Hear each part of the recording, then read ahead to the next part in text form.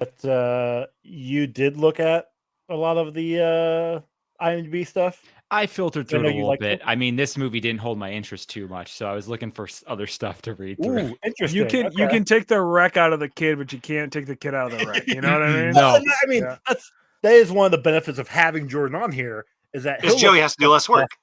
I don't have he to. knows Actually, I can't still just look let well it up, sit. but- Yeah, I specifically was like, I'm not even going to look anything up because I'm just going to, it's not my show. That's fine. And then I find myself there scrolling through all the trivia. Yeah.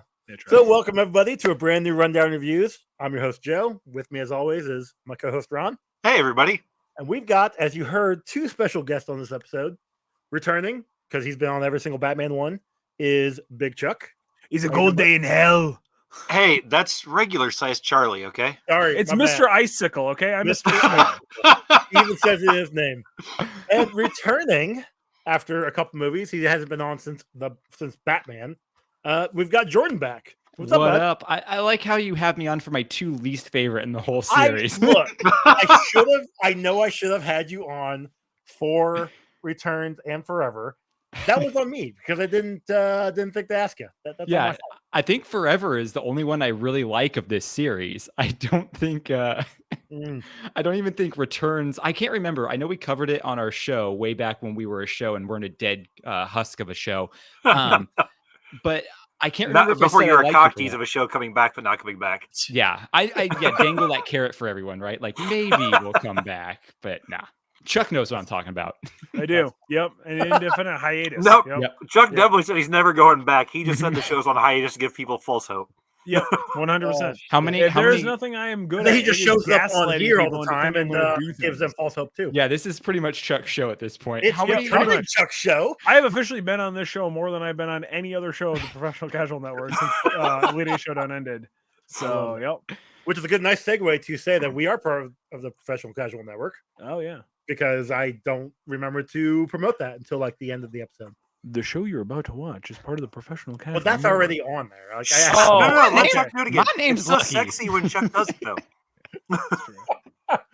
That's true. That is very true. So yes, the movie we watched today is Batman and Robin from 1997. Now, all of us have seen this before, correct? Oh yeah. Hell, I remember I went and saw this in theaters. So, ooh, yeah, I know, it's special. Rich boy gets to go watch things in theaters. Oh wow! Hey, my name's Joey. My parents were medium class, so we were able to go to the movies on a regular basis if it was a matinee on a Tuesday. I went with a friend. And I think they paid for me. So I never saw this. I'm Joey. I got friends. I never saw this in a movie theater. Actually, this was the first time I've seen it on a screen. I actually watched the stage play of it the first time I saw it. It was at the local performing arts center of my town. I bet was Arnold still in it. Arnold was still in it, of course. He was governor of California at the time I was into this, so he was definitely there. Makes total sense. Just doing it for the publicity, you know what I mean? Exactly, kissing babies and being in theatrical plays of Batman. Yeah, I love it. So let's go ahead and dive into this movie. Who wants to? Let's start off with the right after the credits, cock and ass like train that ran through there of putting on uniforms. I wanted to bring this up. Everyone gives this movie crap because of the bat nipples, but no one wants to talk about that thick booty of Chris O'Donnell. That was the shining moment of the opening credits. They couldn't get both cheeks into the fucking opening at one time. He pulls those bad boys up, and I swear it doesn't stop shaking. It's like one of those like balls that knock back and forth forever and don't stop. That was his butt. I mean, it was a nice butt. Not gonna lie, nice shot. How many squats do I got to do to get that, man? That's all I was thinking the whole movie. Like, I haven't seen him lately. I know he's in one of the NCISs on CBS, but like I think he still looks good. He looks exactly the same. Yeah, I know we talked about that. He has not aged at all. He still looks 45. It's very confusing. Is he a part of Scientology? Is that how you do it? Either you in Scientology you either don't age or you age way too much. That's like the two routes you can take in that religion. Well, yeah, but Keanu Reeves is. Oh, it's because it's all an experiment. You have to have a control and then a. You gotta like jerk off into a volcano or whatever. Yeah, and then you get the Fountain of Youth. I'm pretty sure that's how that worked. Yeah. Oh, is that all it takes? Yeah, but it's like a really, really big volcano. You gotta fill. Yeah, it's a lot, and just $15,000 dues every month too. That's it. Yeah, that's where they get me. Yeah. Mm-hmm. And you, of course, also have to fight off. What's her nuts there? Can't think of her name. Rhea or whatever. Yeah, Rhea Lemmy. What's her name? Yeah, Rhea Remy. Yeah, that girl. Yeah. You gotta fight her off too. Yeah. You actually have to go. You have to fight her in the street. Yeah. So not at the volcano. No. Just randomly in the street. Like she will find you. Oh, she will find you. Well, shit. At least she's going through the effort, and I don't have to. Yeah, exactly. Wow. So I had a question. If we're talking about the beginning of the movie, he mentions this is why Superman works alone. Mm-hmm. Do you think that this is confirmation that Superman exists in this universe as a superhero, or that Superman exists as a comic book character in this universe? 100% he's a hero. And if he'd have been there, he'd have taken care of this whole problem before anybody got frozen and died. Well, why don't we ever see him then? He has heat vision. Like, he literally has built in the weird phaser guns that they were using this whole time. Oh, it's simple. It's because Bruce is too proud to call in for help until the end of the movie. Yes. True. And Superman was busy at that time. So, ironically, this was, yes, Superman exists. The Superman Lives movie with Nicolas Cage. Oh, yes. Supposed to have George Clooney as Batman in it. That's right, because I heard Batman Unchained. There was supposed to be a Batgirl and Nightwing movie. Mm-hmm. Like, this derailed a whole, like, what would have been Marvel, like, cinematic universe before Marvel. Yeah. This derailed the whole thing. Yes. This is almost like the Flash movie.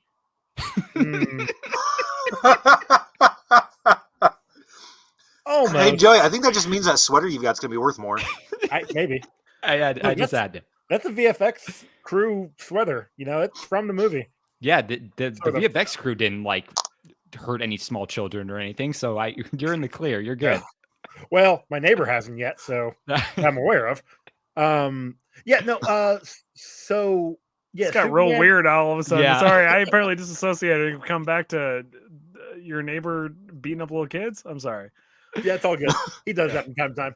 They deserve it. Just ask Anakin Skywalker. So the movie itself, yes, Superman is around. Why they didn't ask him to come in? I don't know. Because they didn't want to pay more money. See, the problem is at this point, Warner Brothers is filthy rich, just making tons of cash. But they're trying to be frugal about it. And they're like, we can't have Superman show up. That's a whole movie by itself. Yeah, it's a whole separate movie. We got to pay DC more, and we don't want to do that. Yeah, but they have the rights. I was going to say, hasn't Warner Brothers had the rights to DC since like the early 80s? Yeah, but my assumption would be that they would have to pay for extra stuff. Was Nicolas Cage yet in his phase where he was just taking like movies for a bag of chips because he was so desperate? I think this was pre that. Yeah, that was like early 2000s that started happening. Gotcha. Because I think that was after Gone in 60 Seconds. Gotcha. Yeah, that's when he bought the drags. Yes. Yes. Yeah. Back to the movie, but can we also talk about how ridiculous the design of the Batcave is? Okay, so it's only Batman, Robin, and Alfred that know about it, right? Mm-hmm. Yep. So would one of them hypothetically get confused about whose motorcycle that is, that it had to have two Robin emblems on either side of the case as it opens? Or the fact that the Batmobile sits on the middle of a big fucking bat symbol in the middle of the fucking Batcave? It's like showmanship. It's all about showmanship. An audience of 3. Let me explain. Let me explain. Because I thought about this too. And I figured it out at the end of the movie. Alfred says he had the pleasure of having 2 sons, Bruce and Dick. Mm-hmm. Dick is the younger version where he just, I want what Big Brother has. I want what Big Brother has. So he had to put in the neon Robin symbol so he would shut the fuck up about it. Mm-hmm. Which is the entire premise of this movie. I mean, that's accurate. Robin just wants the same thing and is a little bitch about it. And we already know Batman isn't doing this for the people. He's doing it for himself. So, of course, Batman has his symbol on his. Right. Yeah. When Robin's first that's so he can sell action figures. It's a gimmick. Well, Well, about that was this whole movie. The whole movie was to sell action figures because at the time, love that like all the trivia I was reading was just like Joel Schumacher normally apologizes to people for this movie. George Clooney normally apologizes to people for this movie. George Clooney apologizes and pays people back for a ticket. Yeah, Allegedly. Allegedly he would pay people their ticket money back, which is so funny. I guess this was before George Clooney was like a movie star. I guess he was just an ER. This was like his third or fourth. I think he had. I believe in trivia. He had done From Dusk Till Dawn. That's what Schumacher saw him in and was like, okay, I like this. He's a good choice. So yeah, but he was on ER. That was his big TV breakout. And then this one, while it didn't go anywhere, while it failed and flopped at the box office, was a success for his career. Whereas, the rest of them, I think Alicia Silverstone suffered a little bit. Chris O'Donnell suffered a little bit. But, well, yeah, it's understandable that Alicia Silverstone suffered from this movie because she was terrible in it. Well, so there's a couple things. I was going to say, can we get into it now? Because they cut a lot of her parts. So I have a little bit of praise for Joel Schumacher here, and I have a little bit of disdain for the movie industry in the 90s, right? Yep. Alicia Silverstone was supposed to be Batgirl a lot more in this movie. They cut her parts because between Clueless and this, she gained a little bit of weight. A little bit. You guys have seen the movie. She still looks amazing. She's super skinny, totally fine. But because she gained weight, the studio was like, cut most of her scenes as Batgirl. We don't want her in this. And so she got like pretty much pulled out of the movie because of that. And then during the press junkets, people were like, all the journalists were asking her about this and wanting to know like, oh, you gained weight. Like, how do you feel about that? And Joel Schumacher came to her defense every time and pretty much was telling the journalists like, why don't you ask some real questions and be a real journalist instead of like asking this girl who gained a little bit of weight, like you probably have yourself. She was a teenager. 18 years old. Like people gain weight. Yeah. Different stages of their life. Sorry that we're humans, So I'm pissed because it's like we could have had more, and that's probably why she seems so bad in this, is because they just cut her, like probably filmed some and just cut her out of a bunch of it. So it was just disjointed, not great takes, all that and stuff. So it's kind of a bummer. Edited weird that if she wasn't in the suit, they rarely shot her full body. It was kind of just like breasts up for the most part.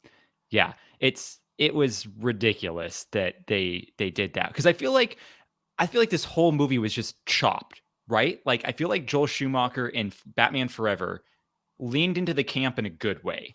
I don't know how you guys feel about that. I know I listened to the episode, but I don't remember if you guys were on board with it or not, but I feel like that was a good camp.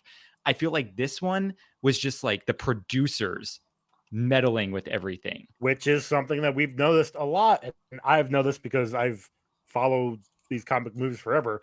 WB is a perfect example of meddling with products when they shouldn't. Let them be. And you know why? Right. We get it, Joey. The Snyder Cut is better. Jesus, get over it. WB owns Scooby-Doo, okay? But WB is actually the bad guy that Scooby-Doo unveils. Wait a sec. I'm seeing a connection here. So James Gunn, is it James Gunn just took over Warner Brothers? Yeah. Right? Or DC and all DC. that? James Gunn also wrote the first Scooby-Doo live action film. It's all coming full circle, guys. I love that. Well, the first two. He did both of them. Yeah, both. Yes, the first two. But yeah, it's all coming full circle here. I love it. But and then James Gunn was also married to the girl who played Pam on The Office. So now he's getting into NBC too. What is going on? Yeah, but he's not married to her anymore. That dude's got his fingers in all kinds of pies. He's got visitation rights still. NBC. Wow. Okay. I will say it's interesting that you say it's the meddling of the production company, because when I was watching this, it felt like it was Batman Forever was Schumacher trying to do. I think what I said was it felt like Schumacher was trying to do Tim Burton in that movie, because it kind of still bled the line of like Batman Returns, and then they were trying to keep those elements but have him kind of put in creative control, and this was full unhinged Schumacher. Yeah, Tim Burton was the production was on the production team for Batman Forever. This one is straight Schumacher. And it feels very unhinged situation in that way. He even said, and Jordan's right. Like Schumacher will go down saying, "This is all my fault. I take full blame." But George Clooney said it was his fault. The writer even said that, like, well, it was just I wrote a bad script, like, and all this. But Schumacher's just like, hey, look, I'm the director. It all falls on me. That's why my name's on the screen. So you can blame me for it. But at the same time, though, I really do believe that that WB kind of just went too far into it and was just Schumacher wanted to do a little bit more of a darker tone with the movie, which there is I think we talked about it during Batman Forever. There's a red book cut or red diary cut that was revealed once Joel Schumacher passed away that people are trying to get released because there was so much film edited out of that movie. And so there probably is a ton of film. Well, actually, there was a scene that was stated in the trivia where Julie, the not fiance but Bruce Wayne's love interest, where she catches Bruce with Poison Ivy there at the the observatory, and then she breaks up with him. I saw that going a different way, but that might have been a different Batman movie. Oh, it gets worse because she leaves. It's the Indio version. she leaves, and Poison Ivy catches up with her and then kills her, and that's why we don't see her the rest of the movie. All that was cut. Some of it was cut. Some of it was actually filmed, and then some of it was just left on the cutting room floor. But then obviously that got pulled out of the movie. We never saw that. So I guarantee this is another one of those things where Schumacher was trying to get more serious, and had this movie made money and the fifth one would have been made, it was going to be a super serious tale. But you also have to understand, if they would have put in all that serious stuff, they wouldn't have had time for all of the fucking wire team action scenes in this thing. So I start watching this movie yesterday, and my girlfriend's daughter, who is 11, is watching it with us. And that opening scene when Batman and Robin are facing off against Mr. Freeze, and they're jumping everywhere. They knock the gun out of his hand, and that gun goes flying and then perfectly lands on the thing. Part cracks me up. She was just like, that's can't happen. What? No. This is I honestly think reading this script would not have seemed like such a bad movie, because I like the one-liners. I love the ridiculousness. I'm a huge fan of that. The visuals are what made it look so hokey. They defying physics all over the place, things just floating around. Like, there'd be times where Chris O'Donnell would like do these somersaults and flips to like not do anything. Like, he got like a pole vault and then pole vaulted up and then just stood there. Yeah. And then was like, I'm not going to do anything. Like, what was that for? Yeah, no, we say this is, you say that, on screen it looks bad. And I was telling Chuck before we started, I love this movie. Like, this is a movie I will go back to and watch constantly. I mean, but we've already established you have bad taste in Batman movies. So. Joe just loves when a rocket comes out of a vehicle that you didn't know existed. Hey, that's because he owned all the toys. That's true. But not until he was an adult. Look, hold on. Let's talk about the toys real quick. This movie came out in 97, 98. I was in 97. Sorry, I was looking at Nick Fury earlier. This movie came out in 97. I was in 8th grade. Went to DC, Washington, DC for our field trip. So not DC Comics. No, not DC Comics. In the mall in Washington, DC, there was back when they had WB stores everywhere. Movie hadn't come out yet, and I saw an action figure of Bane that looked comic accurate. And I'm like, oh, fuck, this is going to be awesome. Bought it right there and then. I'm like, this is going to be great. Movie's coming out. I'm going to love it. Movie comes out. Bane is atrocious. I was mad. Yeah. Well, speaking of Bane, Chuck, you're a wrestling fan. Are you aware of who was playing Bane? No. Was it Kane? No, Playing so Kane? it's a guy named Jeeb Swinson, I think. He went by the Ultimate Solution in WCW for like. Oh my God, are you Mhm. serious? The Ultimate Solution? Yes, the Oh, Ultimate am I Solution thinking- is who is in that mask, and he Let me make died. sure I'm actually thinking of the same person. Hold on. Yeah, he He passed passed away. away. I think just after this movie premiered, I believe. Yeah, but yeah, no, it's the Ultimate Solution. I was like, oh my gosh, that's so funny. Well, and Schumacher said that he was looking at Kane Holder. Oh my God, yes. The okay. actor who portrayed Jason in, I want to say, Friday the 13th Part 9 and Jason X, and maybe even Freddy vs. Jason. He was looking at him because of his height. Steroids. But well, yeah, definitely steroids. Yeah. But then Jeep came in, and he Schumacher saw him, was like, yeah, I like the muscles on him, so we're gonna go with Jeep. Yeah, Ultimate Solution was always like one of those real, like, I don't have a neck, super stocky, like crazy jack dudes. So it's really important because I do have to tell you this. The Ultimate Solution is part of a storyline with the Legion of Doom, led by Kevin Sullivan. That is part of what I like to call the 95 Hulk Hogan cocaine fever dream. That is, alliance to end Hulkamania comes together, and they just pull every single bad guy that they can find, give them this like new gimmick of like being this like paranormal-esque like monster cryptoid character. They redesign everybody to then end this in this like Tower of Doom match where it's a cage on top of a smaller cage, or a small cage on top of a bigger cage on top of a bigger cage, and Hulk Hogan has to climb to the top of it and then for some reason come back down it. And the Ultimate Solution and the guy who plays his name's Tiny. He is Zeus in No Holds Barred, the movie No Holds Barred. He's in a lot of other stuff. He's in Friday, and he's in like a random he plays like a ghost character thing in a Nickelodeon Halloween Goosebumps movie. I just remember him in that too. But anyway, he it is one of my favorite stories of all time.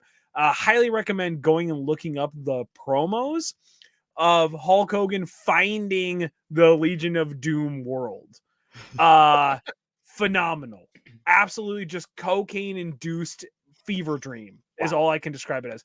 At one point, Ric Flair is for 5 minutes just screaming, Hogan!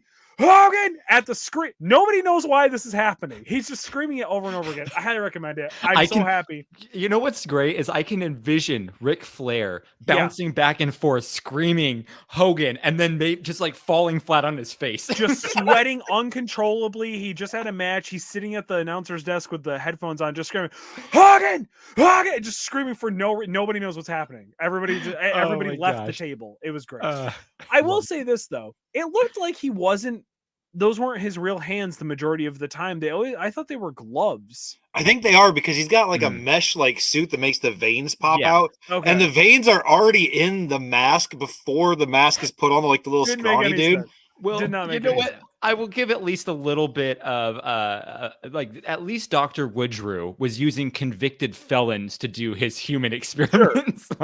Sure. Which knowing now, because we've read Jason Woodrue in the Swamp Thing comics, never put two and two together that was that character. And that character in the comics is called the Floronic Man. He's a very plant-based villain. So that was kind of a fun little like Easter egg that I didn't know was actually in the movie. It's good to know that he actually made it out of there alive and then rebranded himself as Lionel Luthor in Smallville just a few years later. Well, then he got out of Smallville and then had a son that became Dr. Savannah in the Shazam movies. So, he was in Shazam. That's right. I totally forgot about that.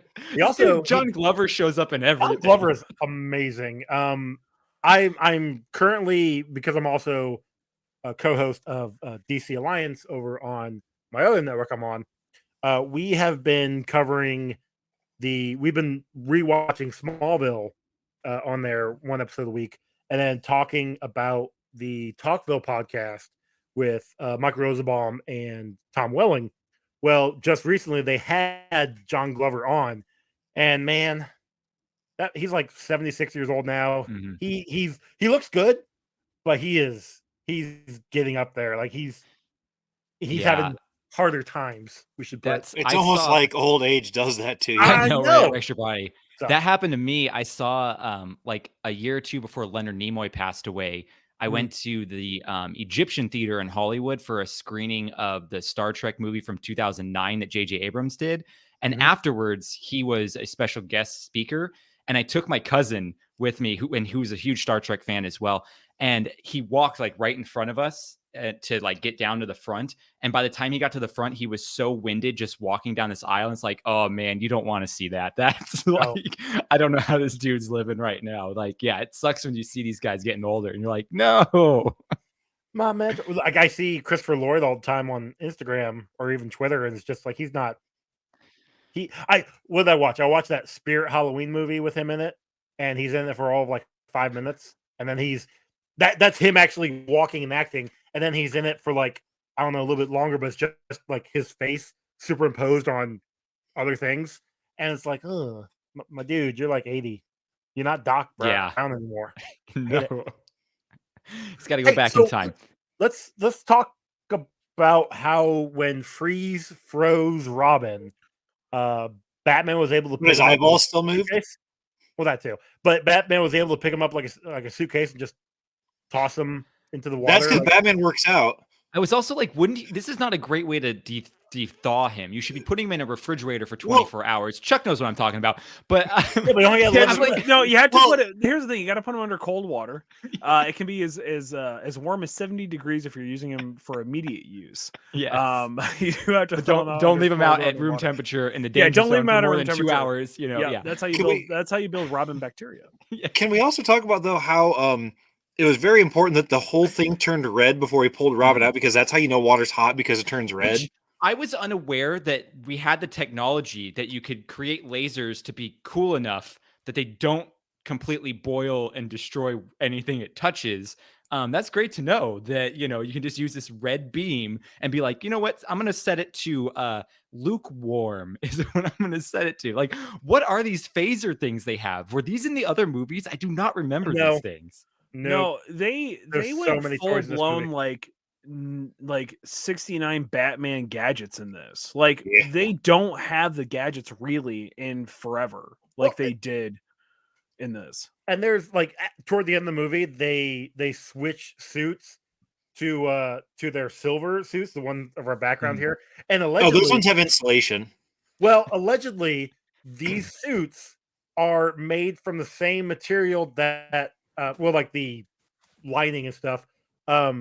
So when he's got the Batwing mobile thing, the Bat Glider, I don't know what the fuck that thing's called, and like that one villain is the one henchman is shooting the ice ray at him, but he takes the wing up and it like reflects off of it.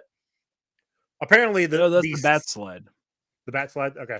Yeah, the suits are made from that similar material, because there's a deleted scene where Freeze shoots Batman to try and freeze him, and he deflects it with his cape, and that's why we don't actually see him try to freeze him at the end of the movie.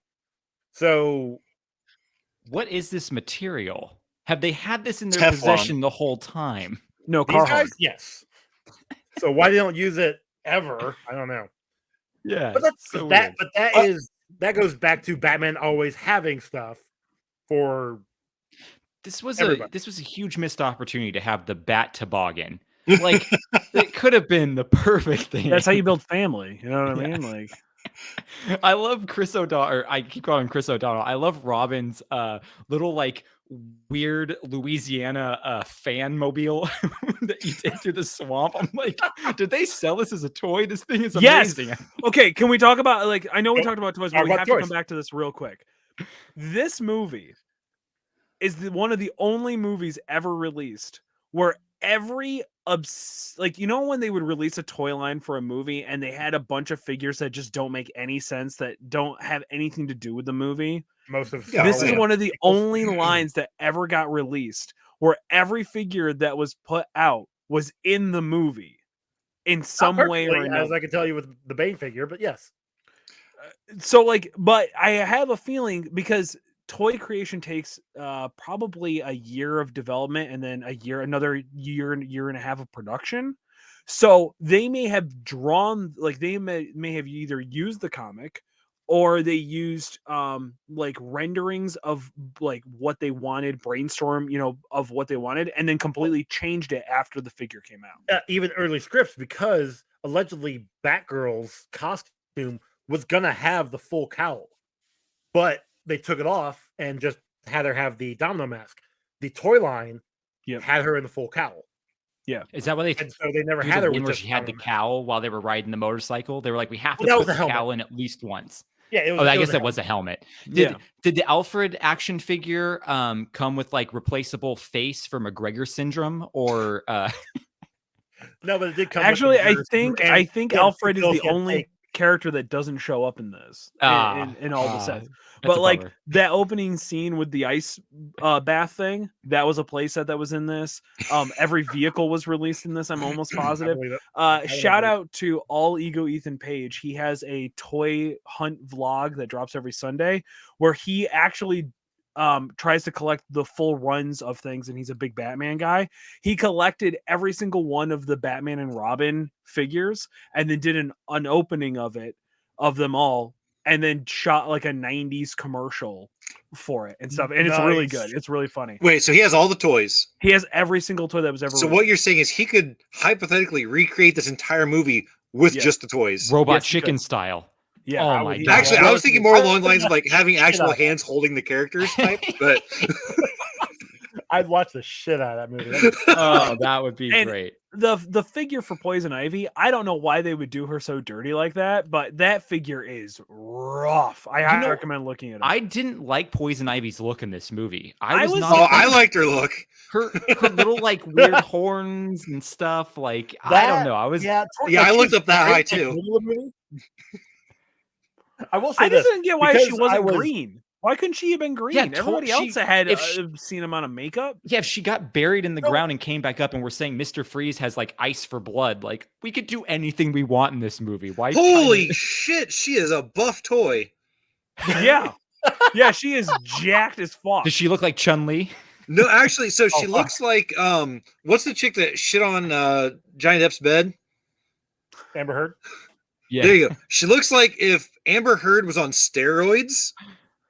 Because she got like the whole green suit like all the way down, but it looks like the Aquaman suit thing that she had going on, and she looks like a dude. Straight up, like her face, like she has like a fucking chiseled chin. Like here, I don't know if you guys can see this. It is. Oh yeah, it's not a good like look. She's got broader shoulders than like Joey does. It comes with the vines. That's awesome. But they released Poison Ivy comes with vines too. They released every version of like the suits that existed in this movie, like, and gave it titles. And so, do they have her in the gorilla suit? Shockingly, no, but I would have bought that figure in a second. That would be the only figure I would buy. It's the gorilla just the suit. Removable head, though, so you can see her head underneath it. Yeah, no, everything else is hard plastic. Just the head looks like one of those cool doll heads. Nowadays, you can get that made though. So. Oh, that's true. But it's not the same. It's not the same. There's nothing like. I want to be the writer. I want to be the writer where I write the scene of sexy montage dancing as she strips out of giant gorilla suit. So apparently that's supposed to be a homage to an older movie. I don't know exactly what, because they kept saying it in the trivia. They actually, Nosferatu. Yeah, close. I did look through most of this trivia on IMDb, and I would say about 60% of it was just junk or repeated shit. So I don't know. But Joey, I do have a question for you because you know so much about the comics. What's up? Why is he called Mr. Freeze and not Dr. Freeze? The motherfucker has a doctorate. Because he's Dr. It's a little disrespectful when he's you humble. Think about it. He's being humble. But speaking of the comics, to go back to why Poison Ivy wasn't green, she didn't really get the green hue in the comics until the 2000s. She was. Then how's her skin full of chloroform or chlorophyll? I mean, yeah. Is she Mother Earth or is she not Mother Earth? She never made that relevant. Sometimes she referred to herself as Mother Earth, and then other times I think that was her being a mommy dommy. Oh, okay. That's Okay. right. Well, we know she's a muscle mommy according to her figure. So Yeah. that's Oh shit. Yeah. yeah. That's And we right. know that Uma Thurman's got the milkers, so I mean, You know what my favorite moment in this whole movie was? Is when Poison Ivy finds her new lair and it's the neon version of The Gathering going on in there. Yes. I was like, well, isn't this just the amazing. same place that they beat the shit out of those dudes in Batman Forever, but they Yeah, gave it it's a the neon same overlook? group. The Okay. Diablos. It's the same group. Is it? Yeah. Those guys are just having shit luck, Dude, they get the shit whipped out of them. It's ridiculous. but they liked it. Apparently. Okay. Well, But we do I'd like need it. we do need to address the elephant in the room. The Batman credit card? No, that I was okay with. Mhm. I accepted that as an idea. I mean, it totally completely blows away like his identity and stuff because you have to put a permanent address, but it's fine, whatever. He just put the Batcave. That's okay. I mean, he's so rich they don't even care anyway. You know what I mean? Tackle. Arnold Schwarzenegger acts his fucking ass off in this movie. Single-handedly as saves he this does movie. in every movie. As he does in everything. But this was so well done for him. Like, he has the serious moments, and then he has like 90% camp, right? But I actually do believe him. The only time I didn't believe him was him actually being a doctor when they were showing him transformed. Normal Arnold Schwarzenegger. He looked like a porn dude who was playing a doctor. You know what I mean? Yeah. Like And also he's sitting there watching his right before his wedding, and all I was thinking was, who was filming this? You're looking into a mirror. Was someone standing behind the mirror filming this? Hey, that was right before they did another filming that the guy interrupted. Okay. Yes. But dude, okay, so I was watching this with my girlfriend Sam, and when he was watching through the home videos and stuff, like they're cutting like the cake or whatever, and he's getting ready to eat it, and I'm like, no, because I could just imagine him making those noises in the movie. I was a little bit bummed. So this is my problem. I really liked Arnold Schwarzenegger as Mr. Freeze. I thought his costume looked the coolest. I thought the blue paint looked really good. There were some close-ups where I was like, that is some good prosthetics or blue paint or whatever you got going on. His that suit is amazing. fucking awesome. Looks amazing. Amazing. And is he the Pricey only... has held a run though. Wait, what was pricey? Yeah. I mean, it's kind of the same as oil as gasoline now, so I mean it's not that different. But I was wondering, is he the only villain in this series of Batman that had a redemptive arc? Yeah, I think so. Catwoman sort of did. Catwoman's not sort of a villain though. No, she was like still on the good side, just clashing with Batman the whole time. Yeah. Then yeah, in these 4 movies, yes. Yeah, I like that. I thought that was good. I wanted to see more of him because they do that teaser at the end where now he's like with Poison Ivy and stuff. And I was like, I want to see more of this character. I think that'd be really cool. Well, and I think the 5th movie, had it come out, they would have tried to maybe have him come on as a quick guest appearance. Although at the time he would have been governor, so it would have been harder. I heard that the thought was it was going to be Scarecrow and Harley Quinn were going to be the villains in the next one. And all of the past villains were going to show up as hallucinations from Scarecrow's fear gas. And they were allegedly going to have that would have been rad. Scarecrow be played by Coolio, who was in this movie as the banker. It was just dude. That is less interesting to me, and yet still very interesting to me. Yeah, I would be down with that. Harley Quinn would have been Joker's daughter. Once she found out what happened to the Joker, she was that makes things so much weirder with their relationship. That would make it very weird. Well, look, the movie's the movie. Listen, they're changing stuff because apparently this is Barbara Pennyworth, not Barbara Gordon. So Barbara. After Alfred dies, the commissioner adopts her. She is only 17 or 18. So are we all okay with the fact that the police department just is calling on Batman now like he's their buddy? Like there's you clearly have never listened to any of these episodes. Like what is that about? It's so stupid. What are you gonna do? We're fine. We have Batman to just beat up all the crime and do anything that he wants, and then we just show up and handcuff him. It sounds like real police with civilians. Yep. They can do the work. I almost shut this off for like a hot second when the journalist, or whoever she is, because she's been in all of them. She's been in the last 2. This one and Forever. Okay, well, regardless, she was name is in Gertie. it. I remember her from Yes. at least forever in this. And when she's just like, well, we don't have anything to worry about. We just rely on Batman. I'm just like, you rich fascist ass. I lost my shit. I was just like, no, we're not doing this. This is why people like Batman, and I'm not okay with it anymore. I don't like this stupid bullshit. I mean, she's saying that to Poison Ivy, and the whole crowd is laughing because, yeah, Batman and Robin is our protectors. They're going to save us. Like, no.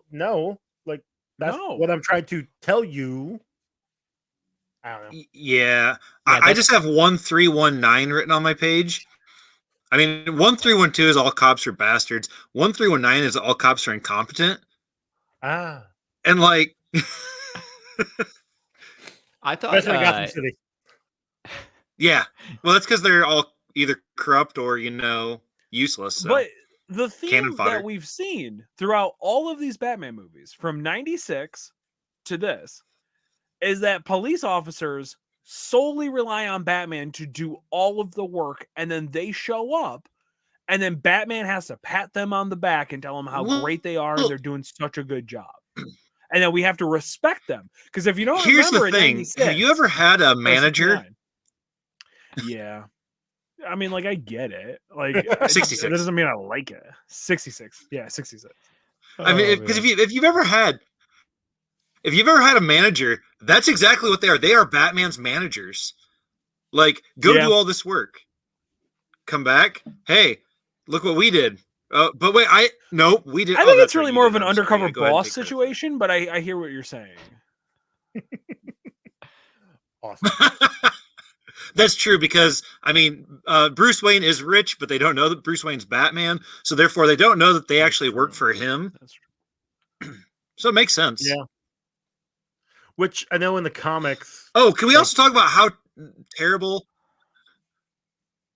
How terrible what? I'm sorry. I thought I was glitching out because everybody froze for a second there.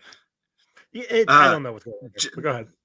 George Clooney sounds like he's just reading lines throughout this whole thing. Like, he doesn't sound like he's actually acting. He just sounds like somebody gave him a piece of paper, he memorized some lines, and then he read them off. And even when he's like Bruce Wayne, he still doesn't come off as like. He sounds like they dubbed it in after the fact. Like, he went into a recording studio and dubbed it in. About that. Isn't that how they do all movies, though? Well, they do that for some like parts when it's hard to hear. Allegedly, they had to do that with like 95% of this movie. Oh man!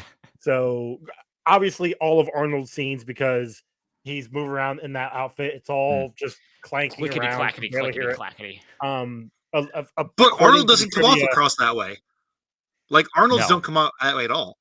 No, well, Arnold has this going for him, though. He spent the past 15 years of his life building the idea that his good acting is just one-liners and being muscular. So we're all sold on that idea. Yeah, true. I mean, speaking of, there was a scene with Arnold where he's in the room with two governors and two Conans. So when he got captured and he's put in Arkham, Jesse Ventura is one of the guards. So that's two governors. And then the other guard, the one with the eye patch, is Conan from the TV show. Oh my gosh, that's crazy. That's super weird. They had to have done that on purpose. Random facts. That's wild. Well, the governor thing they couldn't have done on purpose because that was they had to vote for that one. But allegedly, Jesse Ventura would go visit Arnold on set constantly, and I think they're just like, "Hey, you want to be in the movie for like a scene? Here, come on, I guess." Yeah, and then of course, because Jesse the Ventura just wants to be on screen as much as humanly possible. I know. He'll never say no to anything. I mean, he did Predator, so yeah. You may remember this, Jordan, but in The Running Man, that is just Jesse the Ventura playing Jesse the Ventura. 100%. Yeah, 100%. Of just a guy who just wants to stay in the limelight as long as possible. That's all it is. I'm glad you brought up The Running Man, because one of my notes here was Mr. Freeze is just the dollar store version of Sub-Zero from The Running Man. Oh. I actually like Mr. Freeze a little bit more, but I do love Sub-Zero from Running Man. Oh, yeah. Yeah. I didn't realize, and I was telling this to Chuck earlier. I didn't realize that was Vivica A. Fox, Mm-hmm. the character. You mean Yeah, the my notes people that she was whatever who were buying them? Well, yeah. But her character name was Miss B. Haven. Yeah. Yeah, a lot of she had like a people little got bit more of like a scene on that. Like she had like a longer scene where she's trying to like flirt more with Mr. Freeze and try to get him to like ditch his cold wife and come to him. Why was she even there? I was so confused. Well, because we had Drew Barrymore and what's her name and Trevor, that were like the cute henchmen to the main villain. So you have her here in the skimpy outfit while everybody else is freezing to death. I know, and she was totally fine. That's why I was like, what is going on with this girl? I don't know. Dude, she's one of those chicks with an ice fetish. Apparently. Yeah. Would he shoot a load as like Killer icicles? Frost? Wow. Did you say something about Killer Frost? No, I don't think so. No? Okay. I wasn't sure if they like said he had Killer Frost. Is Killer Frost the character in the Flash TV show? That's yes. Okay, yeah. I remember her. She was in was a Killer thing. was Killer Frost a thing even when this movie came out? She was a villain. She was was she a Flash villain? No, she was a Firestorm villain. No. Firestorm had his own comics at this point. He had his own comics in the 80s. Yeah. What? Seriously? Yeah. I literally only know about Killer Frost because she is one of the gang leaders for the Mr. Freeze gang in the Batman Miniatures game. That's the only reason why I know that she exists. Okay. I was like, who the fuck is this? I thought it was the electric. I only know because she's a hot chick from the Flash show. That's fair. I thought she was the electric person from Static Shock. I imagine, judging on how they named these people, that her real name would be Colorita Frostivi. That's her Christian name. No, her name's Caitlin Snow. That's right. It is Caitlin Snow. I should know this. I totally forgot that's her name. It's a DC thing. I don't know. We have that problem in the comics all the time. Is Mr. Freeze's real name actually? So I have to go back Victor real quick. Freeze? It's Freeze. It's Fries or Fries. Yeah. Okay. So that wasn't just a Gotham thing. It's Fries. Yeah. Okay. Yeah. Freedom Fries. Gotcha. Okay. Yep. What are you gonna say, Ron? Well, okay, so I was reading through my notes, and this happened because we didn't see Batgirl until later in the movie. But why doesn't Batgirl suit have nipples on it? What the fuck's up with that? Because then it'd be an R rating. Yep, that's true. I will say though, did you see the shot shot? The ass. So there was the shot when Poison Ivy was sexily taking off her monkey outfit, and she pulls off the gloves on her hands and she puts them right in front of the chest of the gorilla suit, and the gorilla suit had nipples. And I was like, what is it with nipples? Like close-up shots of nipples in this movie. It's so weird. You gotta keep things a little spicy. You gotta put something in there for the parents. You know, this is a kids movie. Gorilla nipples. Better. Disney does heartfelt moments that will make you cry. Warner Brothers puts in nipples. Yeah, that's what they do. That's for the parents. Damn dirty apes and their nipples. I really did like that in Arkham Asylum. We saw Two-Face and Riddler's suits just hanging up in like a closet somewhere. That was pretty cool. My girlfriend was like, "That's what we call an Easter egg." I'm like, "Thank you, Emily. Yes, I know this." Yeah. That was probably more of for the little one, not for you. Oh no, Cassie had left by like 15 minutes into the movie. So she was gone. By the time I think that's fair. Once Freeze went up into the rocket and Batman chased after her, she's like, "Yeah, I'm done." I really did enjoy all of Mr. Freeze's vehicles. Like the rocket was ridiculous. I agree, but that bus is the dopest thing. I loved that. I had the toy of that, and I just thought it was the coolest thing in the world. I thought it was cool too, in the fact that it had like little icicles on the front that then turned up to be missiles as well. Yeah. Didn't shoot straight, shot like away from what they were aiming for. That's a great feature to have when you have missiles on your cars. Shooting away from it's like a grenade. Well, so what happened was you're not trying to hit the target. The shape of the front of the car. Yeah. They had to make room for what was it his gun in the front that he would then take out? A version of his gun, I think, wasn't it? So it was a separate gun. Oh, I thought it was the actual gun that he carried around. So I thought it was no, because the henchman had it on his as well at the end. while Freeze was in the observatory. But Freeze didn't have the gun he upstairs, could make did he? 2 guns, which means he needed sure he twice the amount of diamonds. I mean, I will say So, this. there's a diamond problem too, because he needs all the diamonds, and then Bruce Wayne presents this one diamond that looks nothing like the diamonds that he needs, but he still goes after it. Joe, we're all God's diamonds in the dark. Don't worry about it. Well, can we talk about more importantly that this would have never been an issue if Mr. Freeze would have known how obscenely unrare diamonds are? This whole movie stems from the fact that Arnold Schwarzenegger tripped over his own feet at one point. That's where this whole movie comes from. Nothing would have happened. Yes. The thing Because we have a bad guy that dropped into a vat of cold. Yes, just cold. That's what it was. It was a vat of cold. And Poison Ivy got dropped into a vat of Earth. plants. Yeah, of Earth. Bane got injected with a vat of Bane. You know what I mean? Like, it's just it was John, super soldier serum, actually. The name Venom. how did not get how did they were ripping, right? Yeah, because it's words and not actual TM. Yeah, because it said Venom on the side of it instead of super soldier serum. Yeah. That's true. For Marvel to be able to copyright it, they have to put Marvel's Venom and then Marvel's super soldier serum in front of it for them to be able to copyright it. Yeah, well. Yeah.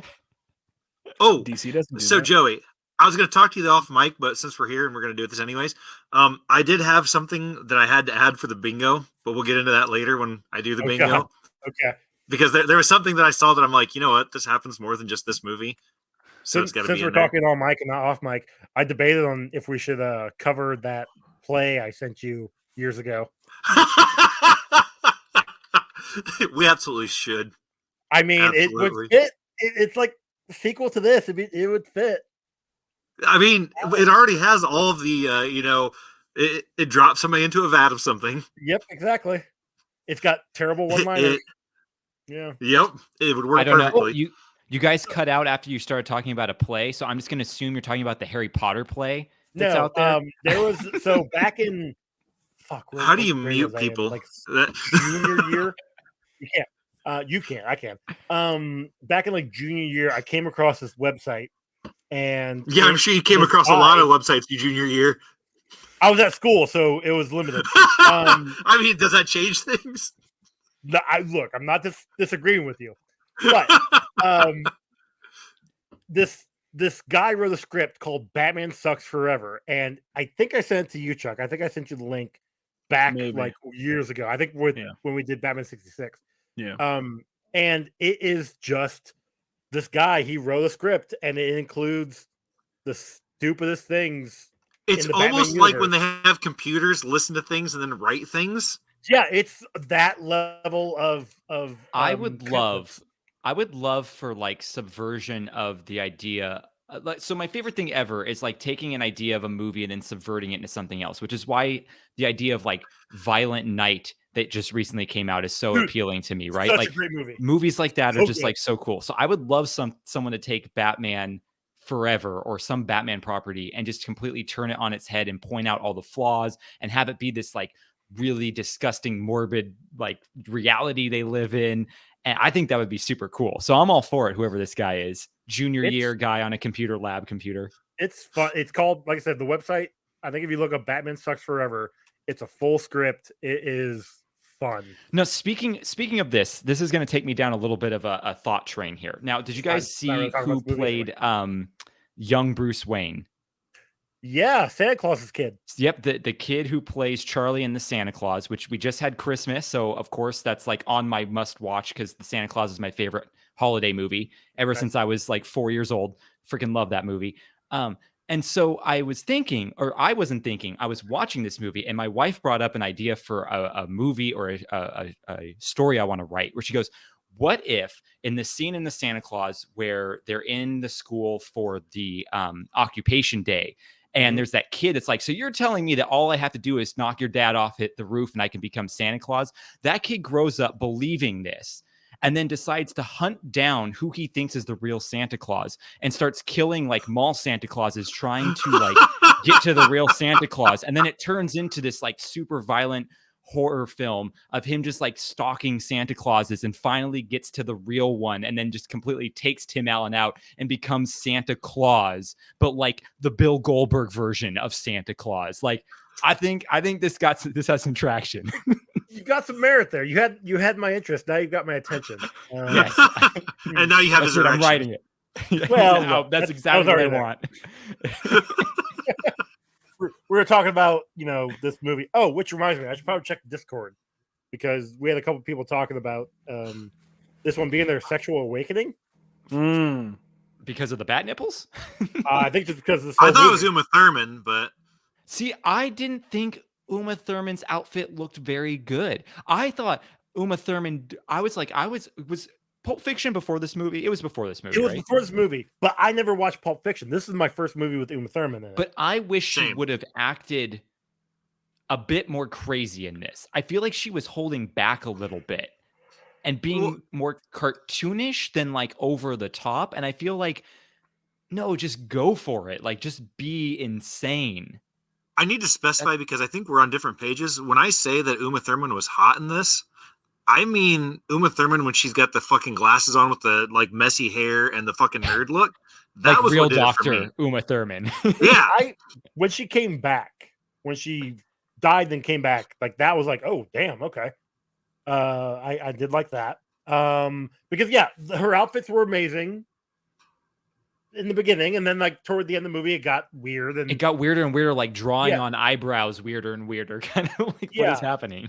But honestly, like I've seen some movies with Uma Thurman in it because I saw her in this and I recognize the actress. Like I've seen this movie so many times that I have seen purposely sought out movies with these people in it. You watched My Super Ex-Girlfriend, didn't you? Because of this. Maybe. Yeah, that's what Got I a thought. problem with that? Yeah, a little bit. Okay. I never made it all the way through that movie. It was just bad. I don't remember it. It is not good. But I She's watched not it. nearly as hot in it. Didn't she throw like a whale at one point or something? There was a through shark. window? A Yeah, shark. there was a shark That's it. at him. Yeah. But there was, what was it? Blank Check. No, not Blank Check. Yeah, it's Blank Check. Nope, you said it. It's Blank Check. Uma Thurman and Blank Check. Yeah, Uma Thurman and Blank Check. Paycheck with Ben Affleck. Not any better. I forgot about that movie. I like Payback with Mel Gibson? No. Dumb movie name title for that movie, but like a good movie, I thought.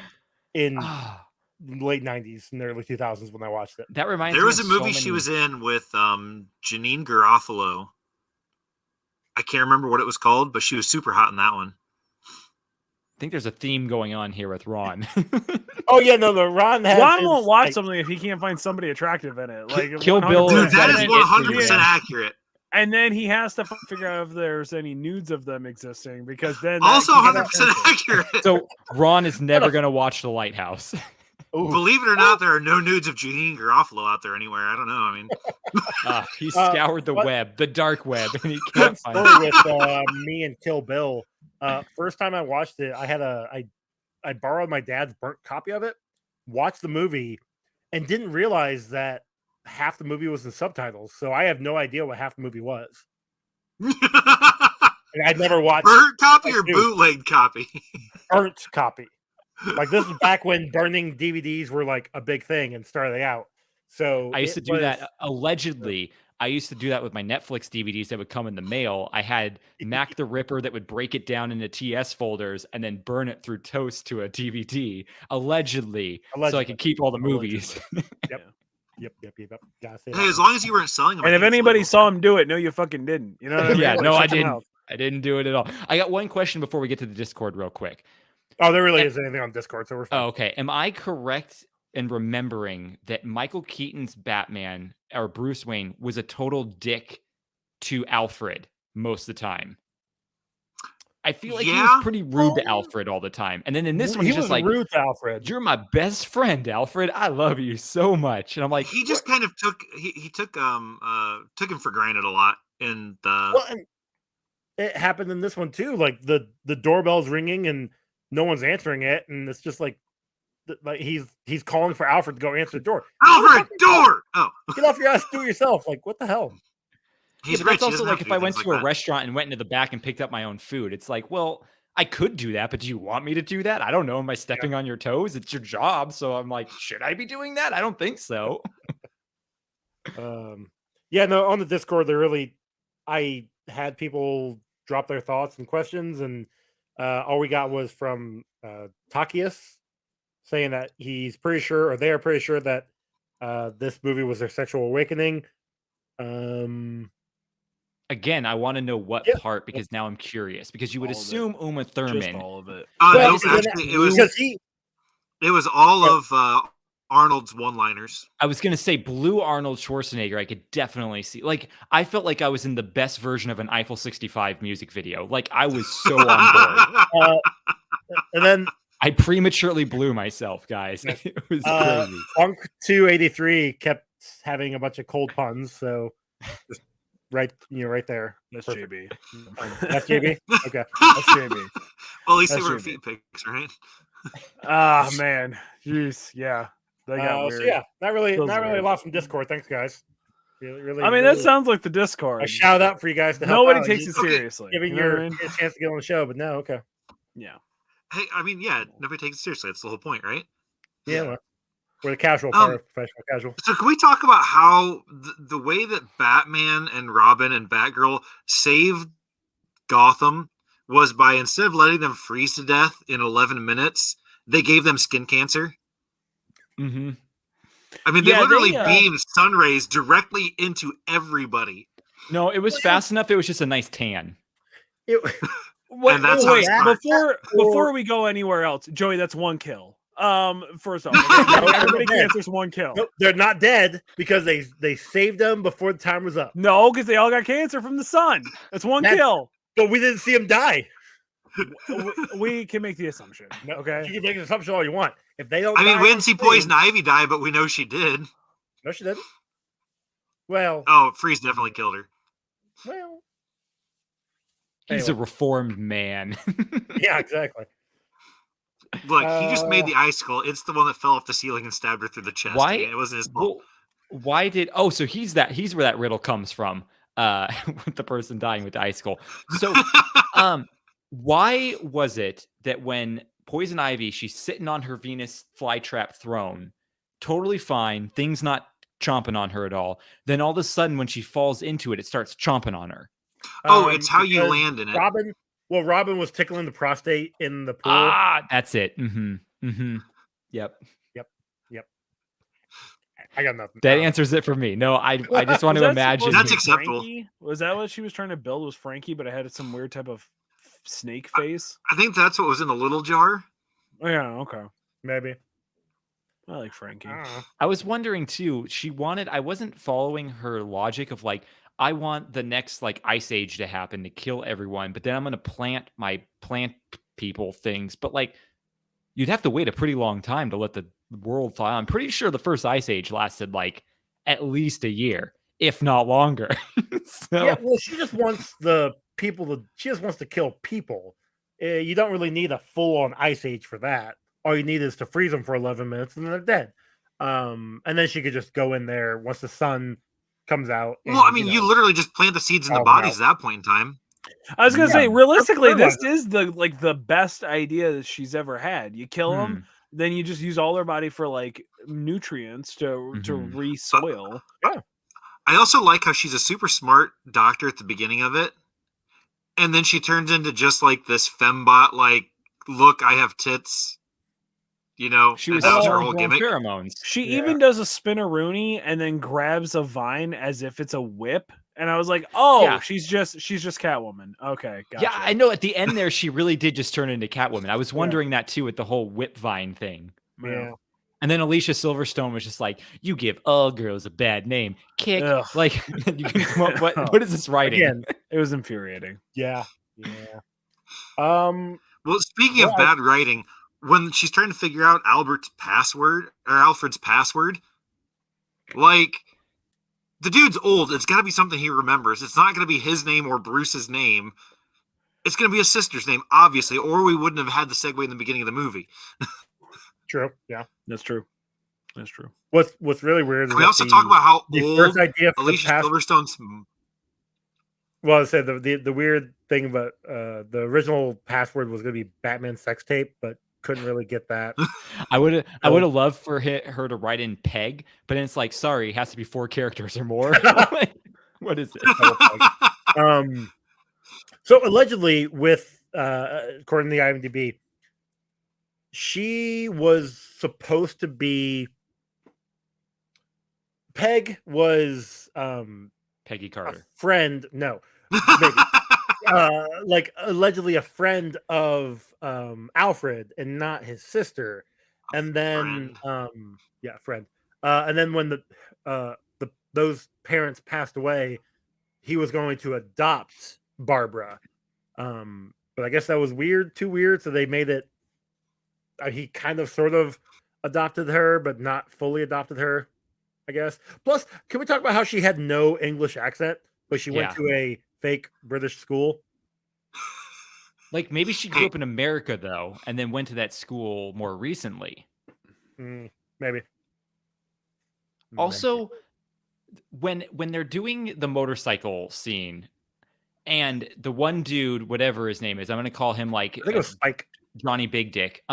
He's like, don't forget at the bridge to like take them out. And how they do it is they light Molotov cocktails that he also drives through, but doesn't fall over. He stopped before. Oh, he stopped. I thought he drove through it too. Here's the other thing: was that where the racetrack was supposed to go? Because there was no like bridge connecting to it. Like where the fuck were they supposed to be racing? Like it would have made more sense if they blew up the bridge without them knowing. Yeah, I don't know. That was also speaking of blowing. You're trying to put logic in a thing where in the opening scene we saw a gun daintily land on top of a sculpture. What are you talking about? None of this made sense. That's like the best thing ever. I wish every like explosive device would say bomb before it blows up. Like in this movie, they literally said bomb before it blew up. I was like, what the heck is this? It's the stupidest feature. Bane was such a disappointment in this movie. I really was. That's an understatement. Especially since Bane is what got me in the comics. Like the Batman Nightfall, that storyline is my, for lack of better terms, obsession. Like I love the character of Bane. To have him just be so stupid.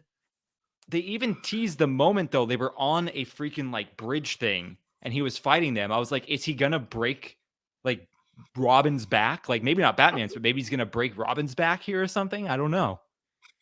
Yeah. They didn't do it. He blew out Ivy's back earlier, so. Okay.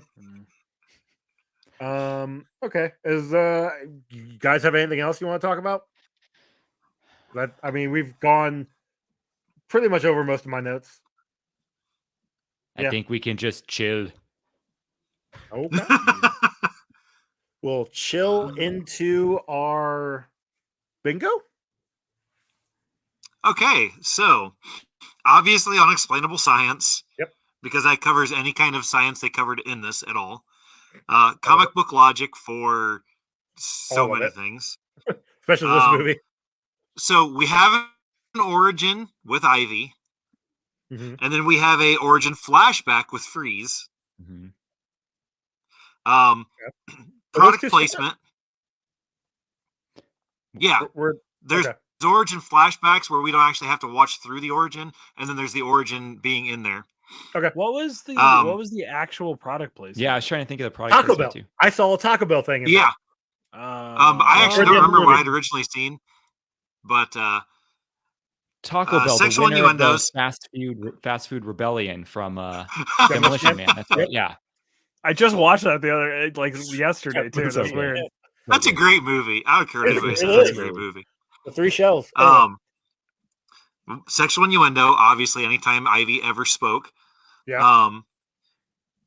We had also the weird talking trope with the way that she said things, like where somebody speaks in a weird like.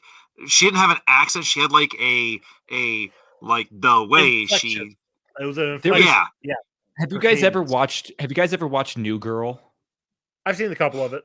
Okay. Yes. There's an episode in the first season where Justin Long and Zooey Deschanel, they're like dating each other and they're about to have sex and they start doing these weird role play voices. And Zooey Deschanel goes, young man, sit down over there. She does this like old woman voice. At one point, I swear Uma Thurman was using that accent. I was like, what is this? What is happening right now? Love it. But we also have a reformed bad guy in Freeze, obviously. And then what my new bingo thing that I've added is fighting over a device or weapon or mechanism that controls something else. Because you see that all the time in movies. Like the bad guy has a gun, they fight over it. The bad guy has this button that presses and it'll explode the world, and they fight back and forth over who has control of it. So that's my new bingo that I added. We definitely got a bingo with this one because I mean it's a walking movie trope. 2, I believe. Yeah. Yes. All right. So for the kill count, I counted 10, but I guarantee I missed some. Because I was actually watching the movie and enjoying it. And did you count all the people that froze that Batman didn't unfreeze? But he unfroze everybody.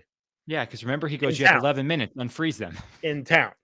Now, there was definitely some of his own villains that he froze and didn't know about. But no, like I did check online, they have a kill count of like 25. So that sounds more accurate. I don't know. But they were also counting, like they counted Barbara's parents, which we didn't see die in the movie. So I don't know. They counted a couple of the cops that Bane threw around or that Freeze threw around. It's like, no, we didn't see them die. They just got technically we did. We saw a cop fly across a room, hit a stone statue, and fall to the ground. No, he was fine. That was essentially like when you get the ball stuck in the corner of the hoop and you just use another ball to knock it out. It was like, nice. That one gets stuck, yeah. Is that all? Then we gotta go to Spawn Cape. The Spawn Cape Continuum. The Spawn Cape Continuum. Yeah. This actually, I don't know. I didn't think. Yeah. I don't know. So they were. No, you can go there, Chuck. Because I'll agree with you. For the early part of CGI, I thought this was fine. Yeah, it was like it's not bad, and they did a lot of practical effects. Like a lot of it still holds up and looks good. I hated the part where they were surfing through the air.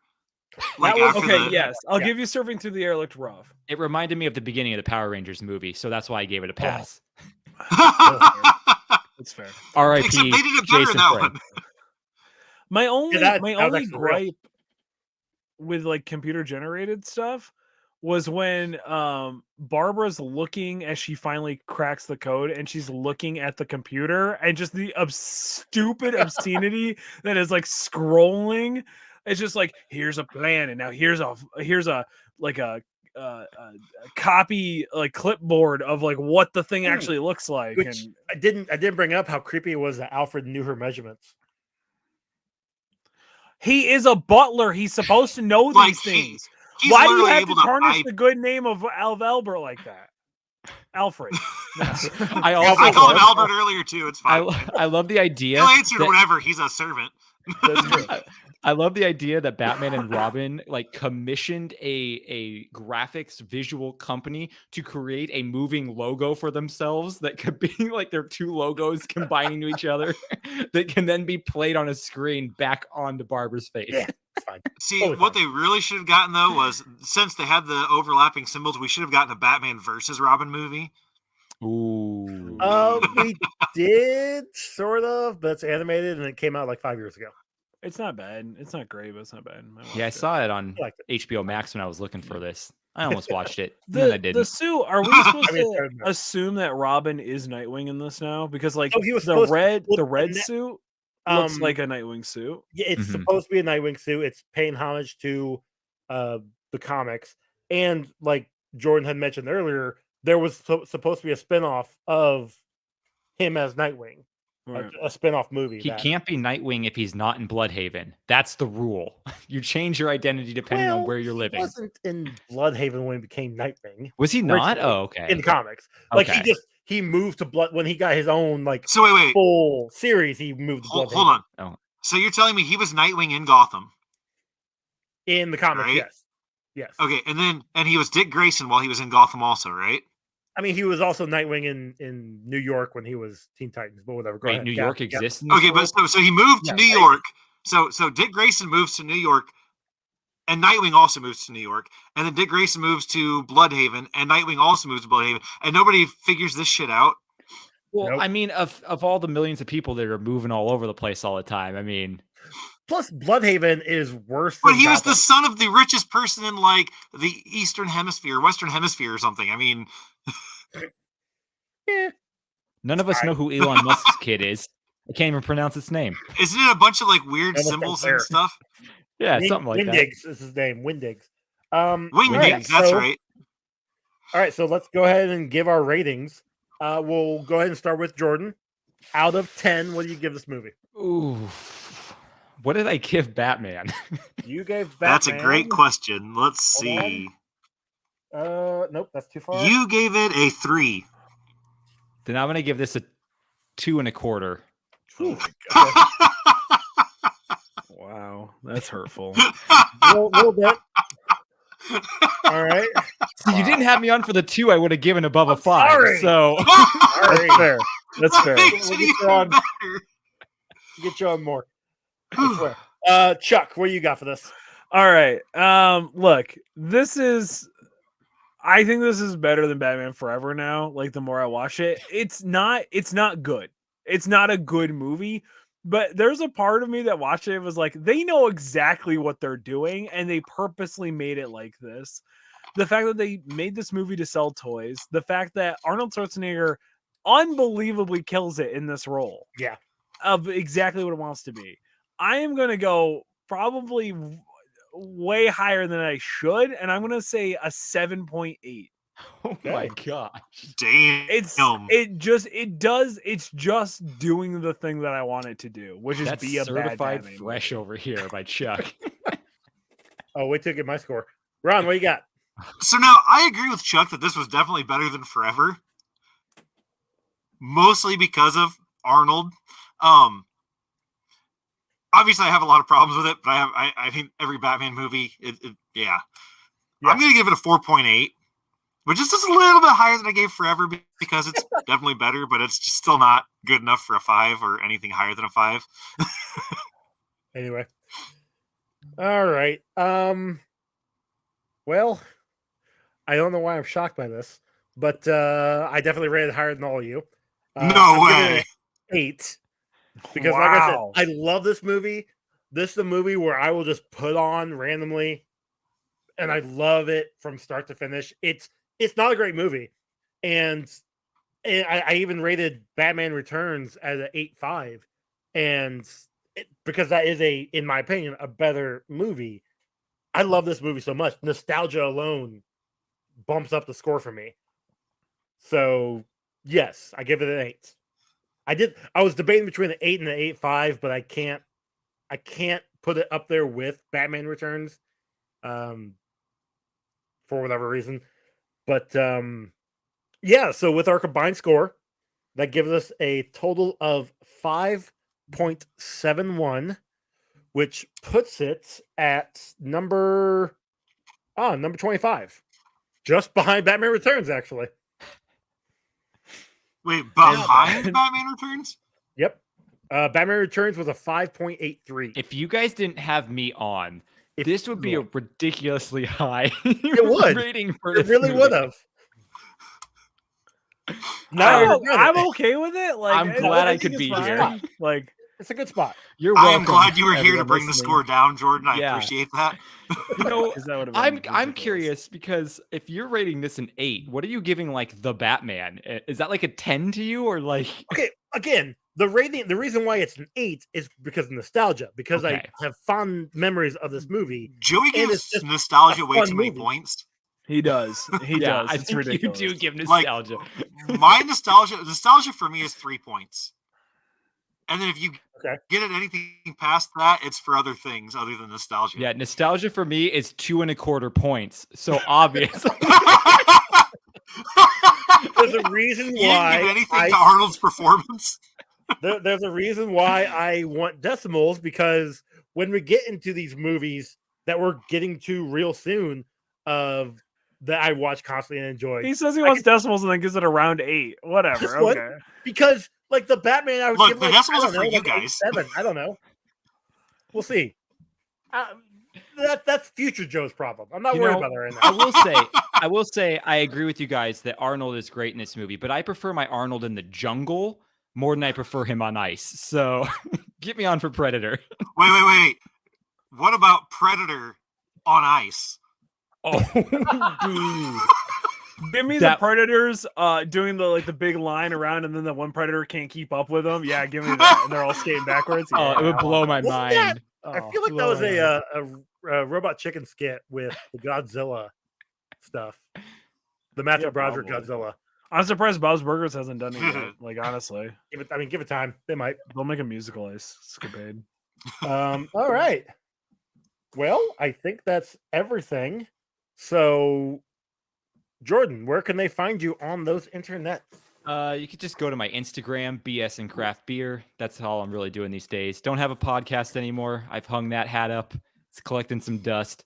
But hey, I come back here every now and then to throw my dust on you guys. So there you go. He will take it. Actually, you could still find Wreck My Podcast episodes on YouTube if you want to go look at old stuff. If you want to see how I don't give nostalgia that many points on a show that's all about nostalgia.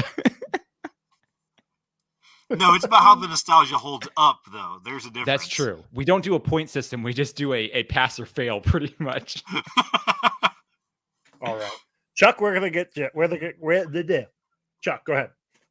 You can find me on TikTok and Instagram at Kicked Out of the Hood. No E in kicked. I'm not gonna try to spell it. I mess it up every time. But you can find me at Kicked Out of the Hood. No E in kicked, and you can find all of this at professionalcasual.com. I'll be the shill for you once again. Head over to professionalcasual.com. Check out all the other great shows over there. You can go to patreon.com/professionalcasual as little as $1 a month. Get access to the Discord. Talk to me, talk to Joey, talk to Ron. Are you on our Discord? I'm never on there. You were in there for a minute. I still send you guys money, but I don't go on the Discord. I never. You should get in there. It's actually a really good community of really great like-minded people that will fist fight each other apparently whenever you need them to. The problem is I feel too intimidated because everyone there is way too funny. That's fair. That's super fair. But you can do that patreon.com/professional casual, and of course check out all the other great shows here at the Professional Casual Network. D&D live plays, Pathfinder live plays, and they're really big into Marvel Crisis Protocol still. So they're making like big waves too. Oh yeah, WFRP. It's not WFRP, it's WFRP. Oh, that's right, my bad. WFRP 4th edition. The company makes them say that apparently, allegedly. Yeah, actually, I remember hearing that on one of the episodes. Yeah, I think we talked about it on here at one point in time. Yeah, it's weird. Ron, where they can find you? Good at this game in places like TikTok, Instagram, the one with the bird that's probably going to go away. We've been saying that for a while. It's still there. Well, we don't know that. This is a episode from the future. Everyone should leave Twitter and go on to Mastodon. Have you guys heard about this app? I know about it. I have not. Okay, so Mastodon is a thing like Twitter, but instead of calling it a tweet, they call it a toot. Did you guys check my toot today? I want everyone on Mastodon right now. Anyway. Here we go, make an account right now. You guys can find this show on Twitter at Comic Rundown, on Instagram at Comic Book Rundown. You can send emails to comicbookrundown@gmail.com. Rate and review us on your podcasting app of choice. If you do, we'll read it on an upcoming episode. You can also rate and review on the socials. We have merch over at Redbubble and TeePublic, and our song was done by Cam, Dr. Cam, who he's not quite there. He's not a doctor yet? He'll be there soon. Okay. Hey, by the time this comes out, you never know. I think he just has a motherfucking apple. I don't think he has a PhD yet, but he's almost there. Gotcha. You can also find me on my other show, Walk Through the Multiverse, on Twitter at Walk the Verse. I'm also part of the DC Alliance and Ranger Alliance over on the Geek Ultimate Alliance Network. And that show goes live on the Geekverse YouTube channel every Monday night at 8 p.m. Eastern if you want to see me talk about DC stuff. So, that being said, our next movie, we'll got two choices. And Chuck, I'm going to ask you because technically you want to be on both of them. Do you want to cover? Hell yeah. What am I doing? Conan the Destroyer? Oh, okay. Or Toxic Avenger? You got to cover them both, but let's do Conan the Destroyer so we can get that done and out of the way. Is that like is that a sequel to Conan the Barbarian? Yes, there's more movies than Conan the Barbarian. Yep, there were only two. There was supposed to be three. There's supposed to be Conan the Destroyer. No, Conan the Conqueror. But that got, I believe Arnold passed on that one, and that got reworked into Crawl the Conqueror. Okay. So, and then there was the television show Conan the Adventurer. Yeah. Adventure. Not good. The sequel, the apparent remakes. Jordan, you want to be on that one too? That is fair. Actually, have you ever seen Toxic Avenger, Jordan? I've never seen Toxic Avenger. Oh, okay. You got to come back for Toxic Avenger. I know all the lore around it. I've watched YouTube videos on it. I've just never actually seen it. Oh, you have to watch it all. You absolutely need to be on it. It gets we'll worse. Get you. It gets worse when you actually watch it. Then, which will be in like 2 months. You've got time. Okay, cool. Yeah, I can only do this podcasting thing like every few months. You know. Yeah, that's right. You got time. It's fine. So yeah, thank you guys for listening, and we will catch you next time. Bye. Bye.